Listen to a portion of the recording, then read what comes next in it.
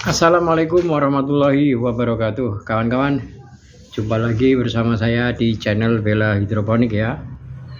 Tentunya terima kasih atas dukungan dan doa rekan-rekan semuanya selama ini kepada channel ini, dan juga kita bareng-bareng sharing, bareng-bareng belajar, tidak bermaksud menggurui di sini.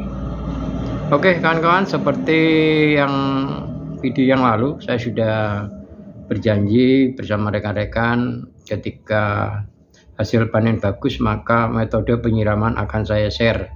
Nah, di sini saya langsung dari rumah di Kediri akan menyampaikan ya, membuat video ini sambil santai-santai kawan di rumah ya, tidak bekerja di kebun jadinya nyantai. Jadi gini kan kemarin itu kan hasilnya kan lumayan ya, seperti rekan-rekan saksikan video yang lalu ya, yang 2 video yang lalu lah yang saya kirim. Selain shot ya, yang belakang kan ada kan shot itu yang metode penggemburan ya. Nah, jadi 2 yang video yang normal yang panjang ya, yang berdurasi 10 menit lebih lah. Jadi itu kan hasilnya kan bagus ya kan kawan. Ya boleh katakan sudah alhamdulillah kan kawan. Walaupun tidak ada manusia yang sempurna, jadi walaupun bagus masih perlu kita belajar, sana sini masih ada kekurangan ataupun yang perlu harus diperbaiki. Artinya apa? Tetap kita bersyukur, istilahnya itu masih berhasil, tidak ada sesuatu yang fatal. Jadi itu kawan-kawan nanti akan saya sampaikan, saya sudah janji. Kawan-kawan terima kasih doanya, badan saya juga semakin sehat alhamdulillah, walaupun mendekati panen kemarin sempat drop juga, jadi cukup lama nggak membuat video kemarin ya. Syukur alhamdulillah. Oke kawan-kawan, sebelum saya sampaikan metode penyiraman yang saya lakukan adalah metode leaching, di mana metode leaching ini saya sudah lakukan ketika saya bekerja di negeri orang ya kawan-kawan. Walaupun tentunya nggak harus sama seperti waktu saya bekerja di negeri orang dulu. Karena apa? Mungkin cuaca atau kondisi alam yang berbeda-beda, jadi kita harus belajar dari kebun kita sendiri. Walaupun nanti saya sampaikan, teman-teman nggak harus sama persis sama saya. Misalkan siramannya itu hanya dasarnya saja yang akan saya sampaikan. Jadi misalkan kepekatan itu ya hampir sama. Kalau kepekatan mungkin volume airnya itu mungkin ada perbedaan kan. Jadi disesuaikan dengan kondisi lingkungan ataupun cuaca di tempat teman-teman agar hasilnya lebih maksimal. Oke, sebelum saya sampaikan tentang metode leaching ini, maka pasti kawan-kawan dasarnya apa? Takutnya kan ada yang pertanyaan begitu. Jadi sebelum dijawab ataupun ada pertanyaan seperti itu, maka di sini saya harus terangkan dulu mengapa saya melakukan metode leaching itu ya. Karena apa? Saya sudah menganalisa kan. Pertama, saya analisa dulu kawan-kawan. Ketika siang hari tanaman itu kan fotosintetis ya. Fotosintetis itu kan juga ada kelas-kelasnya. Maksudnya itu sedang, kuat, dan sedang lagi ataupun menurun. Jadi saya coba menganalisa tanaman yang ada di kebun. Seperti apa sih tanaman ini waktunya makan, istilahnya waktunya makan, ataupun waktunya dia bekerja secara maksimal. Jadi tanaman itu seperti manusia juga kan kawan. Jadi ketika kawan-kawan bekerja di siang hari, misalkan 1 hari itu 8 jam, pasti ada waktu yang paling maksimal kerja kawan-kawan itu. Nggak mungkin kerja kawan-kawan itu jam 2 atau jam 3 sore ya. Nggak mungkin tenaganya ataupun hasil maksimal seperti jam 9, jam 10 pagi. Nah, seperti itu kan. Nah, jadi kayak gini. Fotosintetis itu memang benar, selagi ada cahaya matahari, fotosintetis itu terjadi. Tapi di sini saya analisa kan kawan. Jadi fotosintetis itu yang paling maksimal itu jam berapa? Nah, setelah saya juga melakukan seperti ini, saya kontak bersama rekan-rekan yang ada di negeri seberang, dan juga saya mencari referensi. Akhirnya saya temukan, karena saya nggak sendiri, takut kalau sendiri salah nanti ada kekeliruan, kebablasan. Jadi kita harus ketika analisa ini kan nggak cukup 1 orang 2 orang, pasti kita banyak teman, itu pun kita cari referensi lagi juga. Jadi gini kan, fotosintesis itu secara maksimal adalah mulai 8 pagi hingga jam 12.30 ataupun jam 1 lah kalau tempat kita. Mengapa saya sebutkan 12.30 ataupun jam 1? Karena apa? Kondisi matahari pun tempat kita kan ketika musim hujan, ketika musim kemarau itu pun juga ada pergeseran matahari, pasti ada perbedaan. Jadi saya sebut antara pukul 8 hingga 12.30 ataupun jam 1 siang. Nah, disinilah saya mendapatkan hasil ataupun kesimpulan bahwasannya saya akan memberi makanan tanaman ini ketika fotosintesis secara maksimal. Jadi sebab itu kawan-kawan, saya memberikan nutrisi itu mulai jam 8 pagi, nanti juga disesuaikan dengan umurnya ya kan. 8 pagi hingga 12.30 ataupun jam 1 siang. Selebihnya dari itu saya memberikan air baku kan, tidak pernah menggunakan nutrisi. Nah, karena ilmu seperti inilah dihasilkan, maka nanti pertama keuntungan kita adalah pengiritan, sangat irit di nutrisi. Nanti kalau sudah ketemu ya kan, sudah ketemu itu pasti lebih irit, jauh daripada yang telah dilakukan seperti biasanya. Kadang-kadang kan dulu waktu saya belajar juga pun ada seperti itu, harus disiram sekian kali sehari gini-gini. Itu bukannya keliru, memang itu berproses. Zaman dulu memang begitu. Saya pun pernah belajar pun ada yang seperti itu, sehari ada timernya gini. Nggak bisa. Kita harus membaca alam, membaca kondisi kebun kita saat ini. Jadi nggak harus ditetapkan sehari sekian kali, nggak. Karena kondisinya kadang mendung, nggak mungkin kita akan siram, buang-buang aja nutrisi kan. Jadi begituan kan ya. Jadi penyiramannya yang namanya metode leaching itu adalah jam 8 hingga jam 12.30 atau jam 1 lah enaknya kan ya. Nanti ikut kondisi cuaca juga, bisa jam 1, bisa jam 12. Kalau mendung setelah jam 12 ya terpaksa nggak usah yang jam 1. Jadi nanti selebihnya jam 1 itu air biasa. Air biasa nanti sorenya itu air biasa mungkin jam 4 ya, kalau tempat kita sudah surup, istilahnya sudah redup. Nanti istilahnya itu leaching. Leaching itu adalah pencucian untuk media tanam kokopit. Jadi kan makannya itu dari 8 pagi sampai jam 1 siang itu kita kasih nutrisi. Jadi media itu adalah piringnya, kalau kita makan istilahnya piringnya. Jadi setelah jam 1 atau jam 2 bisa kita mulai, bisa jam 3 nanti kita siram air baku. Itu istilahnya mencuci piringnya. Logikanya kan kita makan tiap hari, masa mencuci piringnya seminggu sekali? Kira-kira logikanya masuk yang mana? Nah, sebab itu pagi makan nutrisi, sorenya air baku kawan-kawan. Itu ya penjelasan saya sistem leaching. Lalu leaching itu apa? Nanti ada sesi khusus ya, akan saya sampaikan ataupun nanti saya sepilkan di tengah-tengahnya. Jadi air baku sore itu ditadai juga, istilahnya apa ya? Ada kita mengambil contoh misalkan 3 polybag ya. Nanti saya sampaikan ada gambarnya di 3 polybag.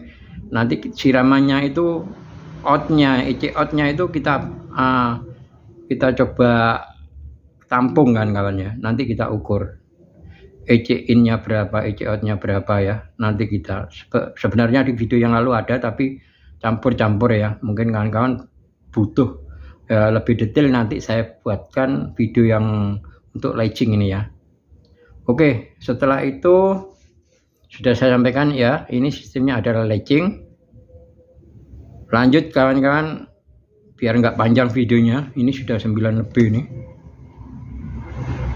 Jadi nanti kita akan langsung masuk pertama kawan-kawan ya. Masuk yang pertama kita sudah polybag ya. Sudah masuk polybag. Artinya apa? Polybag itu kokopitnya harus kita steril. Jadi kalau pertama menggunakan kokopit baru ya kawan-kawan. Cukup kita steril, kita siram dengan air kan biasa dulu nggak apa-apa, lebih mudah. Disteril sampai airnya warnanya bening ya kawan-kawan. Jadi BBM-nya kira-kira tinggal sedikit saja untuk menghilangkan zat tanin. Oke, itu cara untuk steril media ya kawan-kawan. Setelah media sudah steril, kita sambil menunggu 2 hari sebelum pindah tanam kawan-kawan. Saya biasanya menggunakan pupuk dasar kalsium nitrat, saya taruh A, dan B-nya adalah magnesium. Biasanya per 1000 polybag saya hanya membutuhkan 1 kilo kalsium nitrat dan 1 kilo magnesium kawan-kawan. Saya campurkan di air 1000 liter. Nanti target kita adalah 1 polybag 1 liter. Jadi sudah cukup ya. Itu kan harus dicatat. Cukup 1000 polybag itu cukup 1 liter 1 kilo kalsium nitrat, kalsium nitrat dan magnesium. Masing-masing ditaruh A dan B ya, kalsiumnya dan magnesiumnya. Itu nanti dimasukkan ke air 1000 lalu kita dripkan kira-kira 1 liter. Jadi nggak harus 1 liter langsung habis ya kawan-kawan. Nanti kalau lebih, jadi berhentikan dulu. Nanti baru tambahkan lagi karena masih ada sisa 2 hari untuk pindah tanam. Oke, setelah 2 hari langsung kita pindah tanam kawan-kawan ya. Ketika pindah tanam, waktunya adalah yang baik sore ataupun malam hari untuk menghindari tanaman agar tidak stres ya kawan-kawan. Itu ya. Jadi pindah tanam itu waktunya sore. Yang paling bagus itu pindah tanam berapa HSS? Kalau saya biasanya antara 10 hingga 14 kawan-kawan. Lihat kondisi tanaman ya. Lihat kondisi tanaman juga. Kadang-kadang ada kan tanaman itu misalkan pembenihan atau waktu kita semai kadang-kadang ada yang gagal, ada yang ketinggalan. Jadi waktu pindah tanam itu kita ambil yang paling bagus dulu. Sebab itu waktu semai kawan-kawan harus dilebihkan misalkan 10% atau berapa. Misalkan tanaman 1000 kawan-kawan semai 1100 ataupun 1200 misalkan kayak gitu contohnya. Untuk menghindari nanti adanya kegagalan ya. Baik kegagalan waktu di persemaian atau waktu setelah pindah tanam. Itu antisipasinya. Oke. Setelah pindah tanam misalkan kawan-kawan. Setelah pindah tanam saya tidak pernah menyiram lagi kan sampai 2 hari biasanya karena kondisi media tanam itu adalah masih lembab kawan-kawan ya. Jadi saya biarkan saja, nggak pernah saya siram. Oke, setelah umur 2 hari atau 3 hari kawan-kawan ya, biasanya kita akan siram misalkan minggu pertama sama minggu kedua ya kawan-kawan. Kita itu hanya menyiramnya 2 kali, yaitu jam 9.30 atau jam 10 sekali dan jam 12 sekali ya kawan-kawan ya. Itu di kira-kira minggu pertama, minggu kedua sekitar itu kawan-kawan. 2 kali saja saya nyiram, pukul 9.30 dan pukul 12. Nanti sorenya itu biasanya jam 4 sore ya kawan-kawan, karena tanaman masih kecil ya. Itu masih lembab medianya. Jadi saya siram air baku itu kadang-kadang sore hari jam 4. Itu lihat kondisi cuaca juga. Kalau kondisi cuacanya mendung ya kita nggak usah siram. Karena apa? Khawatirnya kalau terlalu lembab media itu juga akan rawan busuk akar, rawan jamur kawan-kawan. Lalu kawan-kawan pasti bertanya, kira-kira ppm-nya berapa? Untuk minggu pertama dan kedua saya hanya menggunakan ppm antara 300 kawan-kawan. Paling tinggi kan nanti minggu pertama misalkan ya 300. Mungkin sudah mendekati setelah 10 hari lah, mendekati 14 hari itu biasanya saya naikkan hingga 500 kawan-kawan. Itu biasanya yang minggu kedua istilahnya minggu ketiga lah, sudah minggu ketiga itu sudah mulai tumbuh ataupun timbul yang namanya bunga jantan kan ya. Bunga jantan sudah mulai keluar, sebab itu ppm bisa dinaikkan juga nanti 500. Jadi minggu ketiga itu sudah mulai ada bunga betina kan. Kayaknya sudah mulai dipolinasi itu ya. Dipolinasi, kawan-kawan bisa naikkan antara 800 ke berapa itu ya. Lihat kondisi, kadang-kadang varietas tanaman itu nggak sama. Jadi minggu ke-3, minggu ke-4 siramannya 3 kali kan ya. Mohon dicatat ataupun diulang nanti. Kalau kurang jelas nanti bisa tanya-tanya di kolom komentar. Yaitu untuk minggu ke-3 dan ke-4 siraman kita adalah 9, 10, 30 dan 12 kawan-kawan ya. Sampai situ untuk nutrisinya. Sedangkan sorenya jam 2.30 adalah air baku sampai jam 4.30 kalau kondisi panas. Kalau tidak panas nggak perlu disiram lagi. Kalau misalkan masih lembab. Kelembapannya seperti apa? Tentunya teman-teman yang tahu kondisi di lapangan ya. Jadi insting kita harus main juga. Oke, kita sudah menginjak di minggu ke-4. Minggu ke-4 ini buah sudah mulai mentol-mentol ini kan. Untuk mulai minggu ke-5 ini kawan-kawan, yang perlu istilahnya pembentukan dan pengisian buah yang perlu kita naikkan. Jadi bisa hingga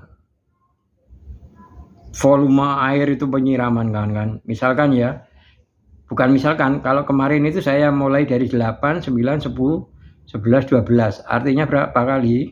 5 kali. 5 kali satu polybag 2 tanaman kemarin kan. Volumenya kurang lebih 1,5 liter, 1,5 liter kan. Jadi kawan-kawan tinggal bagi aja. 1,5 liter dibagi 5 misalkan kayak gitu. Kurang lebih kan 300 ml sekali siram ya. 300 ml. Untuk ppm-nya paling tinggi saya menggunakan 1.500 kawan-kawan. ppm-nya ya. Jadi penyiraman air bakunya di sore hari antara jam 1 sampai jam 4. Jadi perlu diingat kawan, air baku itu lebih banyak penyiramannya daripada nutrisi nanti di sore hari. Tapi jangan sekali-kali kawan-kawan menyiram air baku di tengah hari atau jam 12. Nanti efeknya bisa buah pecah ya. Jadi jam 12 itu masih fotosintesis masih maksimal. Jadi kita kasih nutrisi ya. Untuk penyiraman sore hari kita lebih banyak volumenya, nggak masalah. Karena apa? Dibutuhkan untuk pencucian media tanam kawan-kawannya. Jadi metode seperti ini kawan-kawan, media tanam kawan-kawan itu juga jadinya bagus. Walaupun nanti dibuat beberapa kali tanam itu nggak perlu bongkar, nanti ada sesinya lagi. Saya juga buatkan juga bagaimana caranya agar media tanam ini dipakai berkali-kali. Nanti ada sesinya kawan-kawan ya. Oke, ini masuk ke minggu 5 ke 6 ya kan. Istilahnya ini sudah mendekati panen. Kalau minggu ke 5 ke 6, 45 kurang lebih umur sampai 50 lah itu kawan-kawan. Nah, setelah umur 50 kawan-kawan. Setelah umur 50, kawan-kawan itu wajib topping pucuk ya.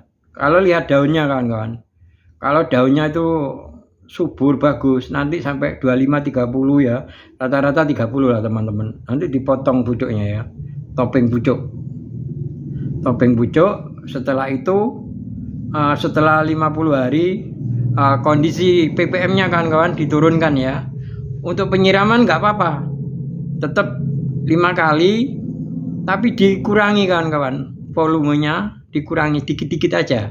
Ataupun dijadikan 3 kali pun nggak apa-apa kalau setelah 50 hari. Karena 50 hari itu ibaratnya tanaman itu hanya menunggu matang, ya kan, menunggu matang.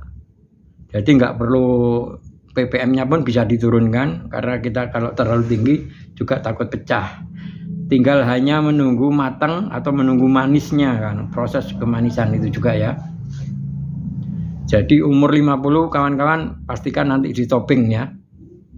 Ditopping, lalu 55 bisa kawan-kawan dipotong daun bagian bawah dari tangkai buah yang dibuahkan itu ke bawah dipotong untuk menghindari jamur dan juga estetika. Nanti kalau pengunjung datang dan sebagainya untuk foto-foto kan kelihatan buahnya itu lebih bagus kawan-kawan ya.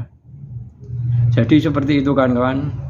Nanti kalau kurang paham bisa di komentar ataupun minta video seperti apa kawan-kawan. Insya Allah kalau untuk nutrisi dan sebagainya kawan-kawan sudah ada videonya. Jadi teman-teman harus rajin cari di channel ini. Mau nutrisi apa semua ada kawan-kawan.